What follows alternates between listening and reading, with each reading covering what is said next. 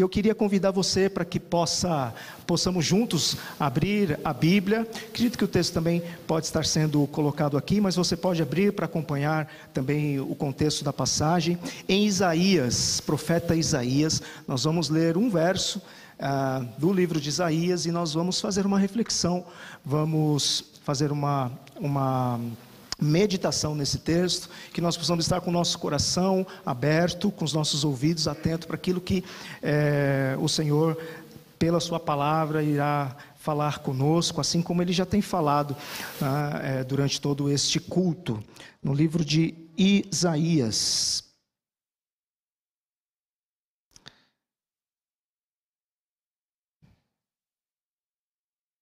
Deixa eu só abrir aqui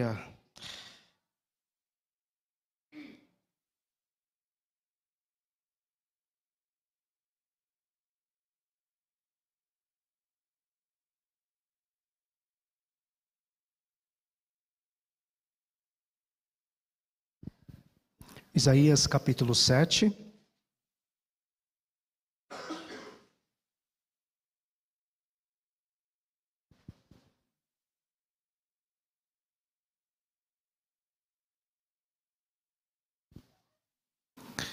Antes de lermos o versículo, gostaria que nós orássemos mais uma vez. Senhor, nós te agradecemos por mais um momento, um período que nós reservamos para estarmos unidos como igreja, corpo de Cristo, como irmãos, para te adorar, para te exaltar, para bendizer o teu nome, para te ofertar, para te agradecer por tantos benefícios que o Senhor nos tem feito. Muito obrigado pela salvação, muito obrigado porque por meio do Senhor Jesus nós fomos feitos filhos do Senhor e vivemos nesta irmandade como filhos do Senhor. E neste momento, Senhor, depois de te adorarmos através das ofertas, através dos cânticos, através da oração, através da comunhão, nós queremos também te adorar por meio da tua palavra e ser ensinados por ela, Senhor. Então peço que o Senhor abra os nossos ouvidos, a nossa mente, o nosso coração, e que cada um dos nossos corações seja um ambiente fértil para receber a tua palavra, que ela possa frutificar, que possamos colocá-la em prática, para que o Senhor seja glorificado, para que o Senhor seja honrado através de nossas vidas. Esta oração que nós fazemos em nome de Jesus. Amém. Isaías capítulo 7, versículo 14. Você pode acompanhar a leitura mesmo sentado, aí na sua Bíblia, seja ela aí de maneira digital ou em formato aí de papel, né, de livro mesmo, ou também aqui o texto já está posto. Façamos então a leitura que diz assim: portanto, o Senhor mesmo vos dará um sinal. E eis que a virgem conceberá e dará à luz um filho e lhe chamará Emanuel. Nós estamos nos aproximando do período em que o mundo, ou a maior parte do mundo, grande parte do mundo, celebra o que nós conhecemos como o Natal, uma das maiores festas que nós temos de cultura no mundo ocidental e no nosso país também. É claro que nós sabemos, né, que existe toda uma conotação comercial por um lado, por outro lado também há uma série de distorções, mas em determinado momento da história, né, contemporânea, alguém decidiu então oficializar o dia 25 de dezembro como o dia do nascimento do Senhor Jesus. Nós sabemos que não foi no dia 25 de dezembro, que não foi no mês de dezembro, não sabemos a data, a Bíblia não nos diz, né, qual foi o dia em que o Senhor Jesus, né, se fez carne e veio ao mundo, mas é uma data, é um período em que celebra-se o Natal. E os cristãos, os evangélicos, nós também aproveitamos este momento também para lembrar este que foi o maior evento, né, que já aconteceu na história do mundo. E esse texto de Isaías 7,14, ele é muito lembrado nas cantatas, lembrado nas peças teatrais, lembrado nas pregações durante esse período que está se aproximando. Então, eu gostaria que nós compartilhássemos justamente este texto que tem uma relevância e que fala muito ao nosso coração. Portanto, o Senhor mesmo vos dará um sinal, e eis que a virgem conceberá e dará à luz um filho e lhe chamará Emanuel. Isaías 7,14. Este versículo bíblico, muito conhecido por carregar em si mesmo uma profecia a respeito do Messias, Jesus, ele está situado num momento da história de Israel, sobretudo do reino de Judá, um momento muito desafiador para o reino de Judá. Judá estava prestes a ser atacada pela Síria, que neste momento a Síria estava aliada com Efraim. E Rezim, que era rei da Síria, fez aliança com Peca, rei de Israel, né, filho de Remalias. E a ideia então era tomar Judá, conquistar a cidade, e isso por meio da força, por meio da violência, e colocar sobre o trono de Davi alguém que recebia o nome de filho de Tabeal, alguém que não era da linhagem real, mas alguém que estava obstinado a sentar-se no trono de Davi, a exercer autoridade no trono de Davi, não por meio de uma sucessão da dinastia da linhagem real, mas por meio da força e da violência. Acás era neto de Uzias. Acás foi rei de Judá e reinou durante um bom tempo. E Acás foi um rei que fez muito mal aos olhos do Senhor. Acás foi aquele que sacrificou ídolos em determinados momentos dentro do templo, em outros momentos fechou o templo, a casa de Deus. Então foi um reinado muito ruim, né, por conta de Acás. Neste momento ele é rei e neste momento o seu coração estava apertado diante da situação gravíssima que Judá estava passando. E é neste momento em que o caos estava começando a se instaurar em Judá, nesse momento em que havia este complô, até mesmo com o reino de Israel junto com a Síria, neste momento quando Judá estava prestes a ser atacada e o trono de Davi tomado à força, o coração de Acás estava apertado diante dessa situação, e é nesse momento que entra em cena o profeta Isaías. E Deus, por meio dele, diz para Acás: Acás, tenha cautela, aquiete o teu coração, não tenha medo, e não te desanime, fique tranquilo, porque isto não subsistirá, e tampouco isto acontecerá. Deus então ordena que Acás peça-lhe um sinal. Deus mesmo falou para que ele pedisse um sinal. E Acás se negou a pedir um sinal. E então Isaías diz: ok, você não quer pedir um sinal a Deus, mas o Senhor mesmo vos dará um sinal. Eis que a virgem conceberá e dará à luz um filho, e lhe chamará Emanuel. Então, irmãos, esta promessa poderosa, esta promessa animadora, consoladora sobre o Emanuel, o Deus conosco, ela vem num momento de grande pânico em Judá. Um momento quando Judá está numa situação muito difícil, e Deus então lhes diz: eu estarei com vocês. Agora, quem é esta mulher e quem é o filho de Isaías 7,14? Porque o texto, Ao menos este que nós lemos não dá o nome desta mulher, não dá o nome deste filho, e fica a pergunta: quem é essa mulher? Quem é esse filho? Na tentativa de desassociar a pessoa do Senhor Jesus a essa passagem, a esse texto, os rabinos ao longo do tempo e até hoje em dia, nos dias de hoje, eles fazem duas objeções. Eles vão dizer: não se trata necessariamente de uma virgem, mas é uma moça grávida. Moça grávida é a tradução na Bíblia hebraica. Quando nós abrimos lá na Bíblia hebraica, Isaías 7, nós, ao invés de estar lá virgem, está uma moça grávida. Então eles vão dizer assim: não se trata de uma virgem necessariamente, é uma mulher grávida. Porém, irmãos, a palavra aqui, no original hebraico, traduzido para nós como virgem, é alma e não betula, que são duas palavras em hebraico usadas para designar uma moça.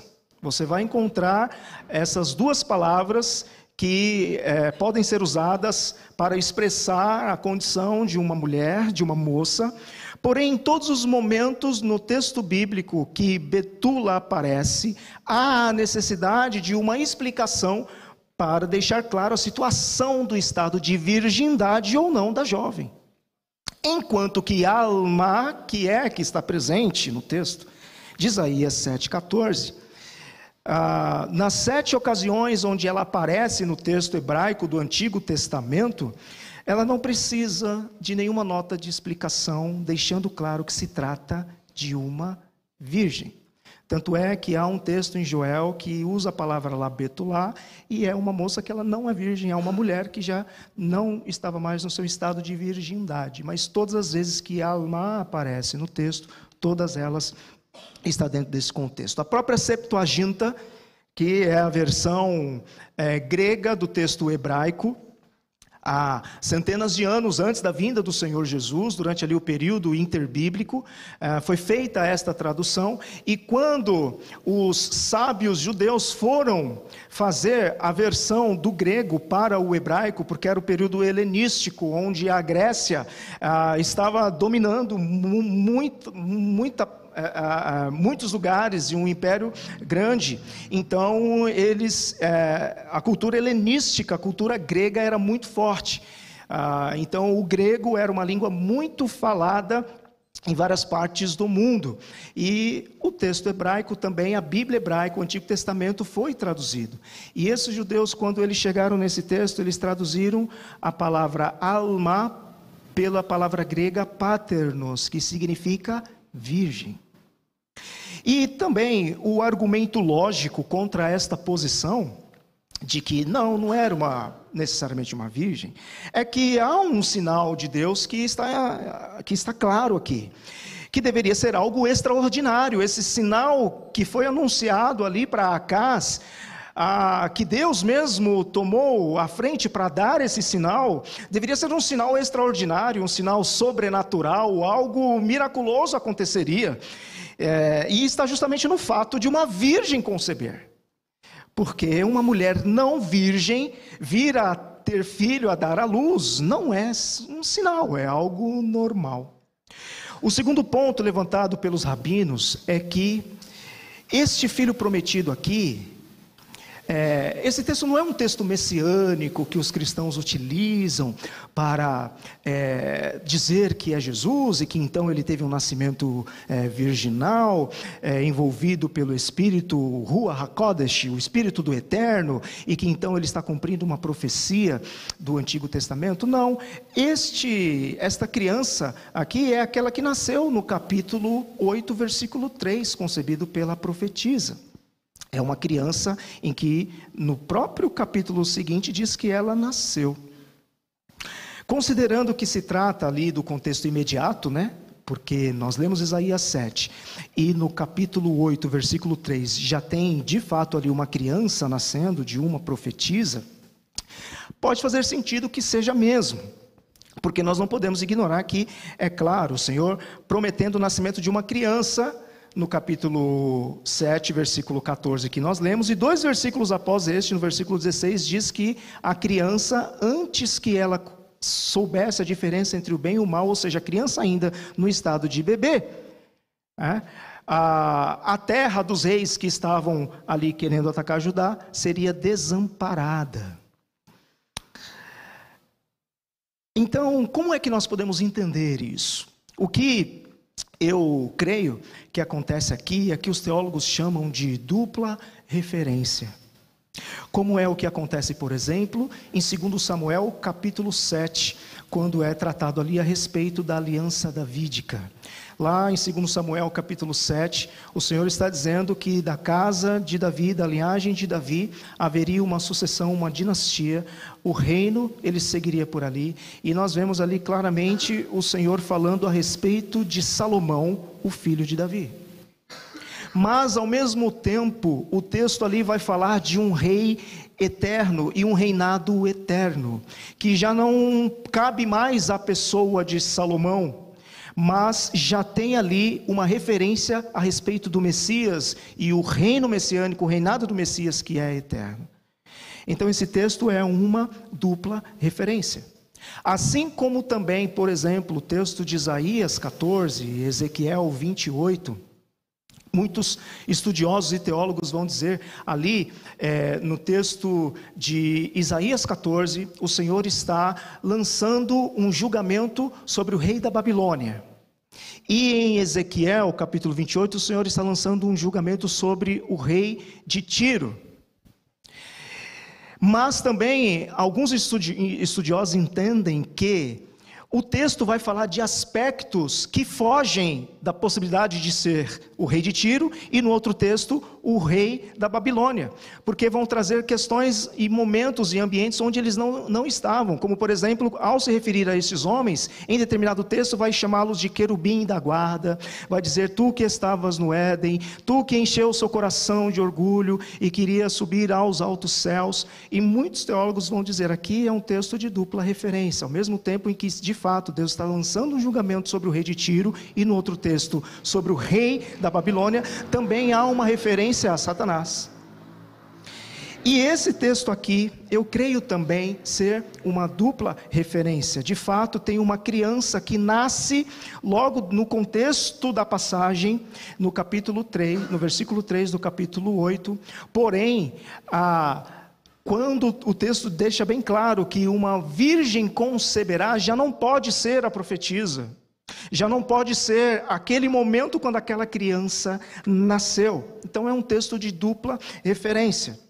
E Mateus capítulo 1, versículo 23, é um texto claro, quando vai dizer que esta mulher que concebeu trata-se de Maria, e este filho que nasceu trata-se do Senhor Jesus, como disse o profeta. E ali o texto, ele é colocado de uma forma muito clara, se referindo a esta profecia, cumprindo isso aquilo que o Senhor Deus havia dito.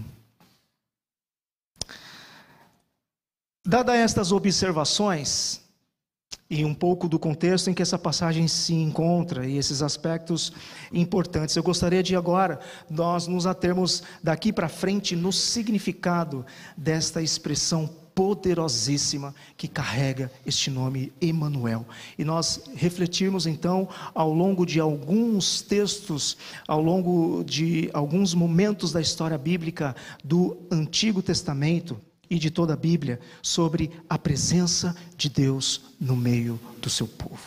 Então o título desta mensagem é Quando Deus decidiu habitar entre nós. A expressão Emanuel, em hebraico são duas palavras, Immanuel, e não apenas uma, como é traduzido para nós. E que, como nós sabemos, significam, essas duas palavras, Deus conosco ou Deus está conosco. Mas esta promessa de Deus vir e estar com o homem, de se relacionar e estar caminhando no meio com a humanidade, ela não aparece aqui do nada em Isaías 7, prometendo que em algum momento da história Deus se faria conosco, Deus se faria presente com a humanidade. Essa promessa nós podemos encontrá-la, ou melhor, esta intenção nós podemos encontrar em várias partes da Bíblia. Deus habitando no meio do seu povo, E a primeira menção que temos disto está justamente no primeiro livro da Bíblia, em Gênesis, quando o texto relata que na viração do dia, Deus estava presente, andando, caminhando com Adão e Eva antes do pecado. Nós sabemos que por causa do pecado, esta comunhão então que havia ali no Éden, de Deus estando presente, participando da vida de Adão e Eva, estando presente com a humanidade, essa estreita comunhão ela foi perdida por conta do pecado. Entretanto, o amor de Deus por nós e o seu desejo de estar conosco são vistos por meio de mecanismos que o próprio Deus cria, pelos quais tanto o pecado que afetou a comunhão de Deus para com o homem pode ser restabelecido, pode ser tratado, como também essa comunhão pode ser restaurada, essa comunhão pode ser restabelecida. Um exemplo disso está no livro de Êxodo, quando Deus ordena que seja construído o tabernáculo. Texto de Êxodo, capítulo 25, nos versículos 8 e 9, o Senhor diz assim: e me farão um santuário, para que eu habite no meio deles, conforme tudo o que eu te mostrar, segundo o modelo do tabernáculo. Deus habitaria então no meio do povo por meio do tabernáculo. Assim como a respeito de uma moça, existem duas palavras que nós vimos, Alma e Betulá. Para tabernáculo, no hebraico também, no texto bíblico, existem duas palavras. Uma palavra é Mishkan e a outra palavra é Sukkah. Neste texto de Êxodo, quando diz que Deus era para os homens construir um santuário para que ele habitasse e andasse no meio do povo, quando fala que conforme segundo o modelo do tabernáculo, tabernáculo aqui é usada a palavra Mishkan e não Sukkah. Mishkan tem caráter de habitação permanente, é uma ideia de morada, no sentido de assim, esta daqui é a minha casa. Já Sukkah tem um caráter de acampamento, de tenda, daí a festa de Sukkot, que é a festa das cabanas, ou a festa dos tabernáculos, que não as tendas, por exemplo, quando o povo de Israel acampava no deserto, o tabernáculo no meio, e em volta as 12 tribos, montava o seu acampamento, essas tendas era Sukkot, era a Sukkah. Ela tem um caráter mais temporário, algo assim, eu estou aqui, mas esta não é a minha casa. Aqui no texto de Êxodo é Mishkan, casa, morada. Em outro momento também, um pouco mais ali na entrega da lei, quando o povo também está peregrinando no deserto, a nação de Israel, quando Deus está entregando a lei para a nação de Israel, Deus disse que colocaria o seu tabernáculo no meio do povo. Em Levítico 26, versículo 11 e 12, nesse outro texto, o Senhor Deus diz: e andarei no meio do povo, andarei no meio de vós, e vos serei por Deus, e vós me sereis por povo. Enquanto em Êxodo, que nós lemos agora há pouco, o povo construiria um tabernáculo para Deus habitar no meio do povo, aqui em Levítico 26, implica uma ação do próprio Deus, em fixar a sua habitação no meio do povo, algo que não estaria agora necessariamente condicionado à construção do tabernáculo, onde Deus se faria presente, onde a Shekinah, a manifestação da glória e da presença de Deus no Santo dos Santos se faria ali para expiação dos pecados, para perdão da nação do povo de Israel e dos gentios que estavam ali juntos com o povo. Mas há algo aqui em Levítico 26 que extrapola aqui a ideia ali do tabernáculo, porque Deus diz: eu habitarei, eu andarei. Há uma confirmação de sua aliança com o seu povo. Eu serei o seu Deus e vocês serão o meu povo. Nós vemos então, irmãos, Deus agindo no meio do povo em todos os momentos da história bíblica. A gente vê Deus, como vimos, presente desde lá com Adão e Eva, no momento de comunhão. A gente vê Deus se manifestando e se relacionando com Noé, com Abrão, com Moisés. A gente vê Deus alimentando, estando presente. A gente vê Deus corrigindo o seu povo.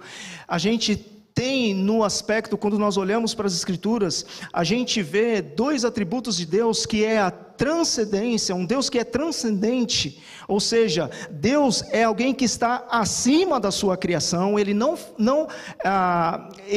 se confunde com a sua criação, como a ideia, por exemplo, do panteísmo, que diz, essa parede é Deus, a árvore é Deus, os animais são deuses, os homens são deuses. Não, Deus é um ser transcendente a toda a sua criação. Ele existe antes de todas as coisas. Ele fez a criação e ele fez as coisas vir a existir. Ele é transcendente, ao mesmo tempo que ele é imanente, que quer dizer que ele não é um Deus que está distante, que fez tudo e deixou a criação largada, mas é um Deus que se relaciona, um Deus que se comunica. A gente vê Deus alimentando o povo, a gente vê Deus guiando o povo, a gente vê Deus protegendo o seu povo, a gente vê Deus corrigindo o seu povo, julgando, a gente vê Deus interagindo, a gente já verifica durante toda a Bíblia Deus se relacionando e estando presente diante do povo. Mas, irmãos, a consumação desta presença de Deus entre a humanidade, em sua forma mais perfeita, em sua forma mais plena, se deu na pessoa de Jesus, em sua vinda ao mundo. Como vimos na leitura bíblica de João, capítulo 1, o Emanuel veio, o verbo da vida. Jesus, o Emanuel, cuja nossa existência está condicionada a Ele. Se não fosse Ele, nada do que existe, existiria. O Jesus Emanuel, que é a própria vida. O Jesus, o Emanuel, que é a luz, que ilumina a todo homem, seja aquele homem que esteja nas mais densas trevas. O Jesus, que é a luz, que treva nenhuma prevalece sobre ela. Jesus, o Emanuel, que pelo simples fato de nós o recebermos pela fé como nosso Salvador pessoal, Ele nos deu o direito, o poder de sermos feitos filhos de Deus, não pela vontade da carne, nem pela vontade do homem, mas pela vontade de Deus. Vontade de Deus. Deus quis estar conosco. Deus desejou nos salvar. O Emanuel prometido em Isaías 7,14 veio. Nós não estávamos lá, naquele momento simples e humilde dentro do estábulo, presenciando ele ali na manjedoura. Não o vimos debatendo durante a sua adolescência no templo com os doutores da lei e com os escribas. Nós não o vimos no auge do seu ministério, realizando prodígios e milagres, cumprindo tudo aquilo que a Bíblia disse a seu respeito. Nós não vimos a sua morte, não vimos a sua ressurreição, mas pela fé nós cremos na Bíblia que afirma que o Emanuel veio. Este mesmo João, que no Evangelho testificou sobre a vinda do Emanuel, é o mesmo que escreve uma carta para uma igreja que, assim como nós, não estiveram com Jesus. Eram crentes que estavam inseridos dentro de uma sociedade agnóstica e uma sociedade incrédula, e que esses irmãos dentro da própria igreja conviviam também com falsos profetas, que estavam disseminando uma heresia, uma doutrina chamada docetismo. O docetismo, entre outras coisas, ele negava ou afirmava que Jesus não veio em carne. Então, diante do agnosticismo da sociedade em que essa igreja está inserida, e dentro da própria igreja, falsos ensinos que comprometiam várias profecias a respeito do Messias, inclusive Isaías 7,14, em advertência a isso, João então dá uma resposta à igreja. E nós podemos ver na primeira carta de João, no primeiro capítulo, ele dizendo para a igreja, para aqueles irmãos, eles disseram: irmãos, nós o ouvimos. Nós o vimos com os nossos próprios olhos. Nós não apenas o ouvimos, e nós não apenas o vimos com os nossos próprios olhos, mas nossas mãos apalparam o verbo da vida. João estava dizendo: meus irmãos, Jesus é real. O Emanuel veio. Ele, como testemunha ocular, ele testemunhou a respeito disso. E dentro dessa própria carta, ele encerra com chave de ouro, 1 João capítulo 5, verso 20, dizendo: também sabemos que o Filho de Deus é vindo. Ou seja, ele veio e ele voltará. E nos tem dado entendimento para reconhecermos o verdadeiro. E estamos no verdadeiro, em seu Filho, Jesus Cristo. Este é o verdadeiro Deus, o Deus conosco e a vida eterna. Irmãos, como se não bastasse o Emmanuel, ele não apenas está conosco no sentido de caminhar com a gente, de andar conosco, mas ele está dentro de nós. João capítulo 14, versículo 23 diz: se alguém me ama, guardará a minha palavra, e meu Pai o amará, e viremos a ele e faremos nele morada. Então, nesta atual dispensação, nesta atual era da igreja, nós somos o Mishkan, nós somos o tabernáculo, nós somos a morada de Deus, o Deus conosco. Assim como nós vimos, assim como em Judá, Deus está conosco nos momentos mais desafiadores da nossa vida. Deus está conosco nos momentos mais complicados da nossa vida. Deus interviu lá com Judá, quando ele fala a respeito do Deus conosco, quando ele fala para a casa, aquiete teu coração, aquiete, fique tranquilo. Deus também interviu e Deus intervém pela graça ao nosso favor, aqui e hoje, por intermédio de Jesus. E no futuro, como será?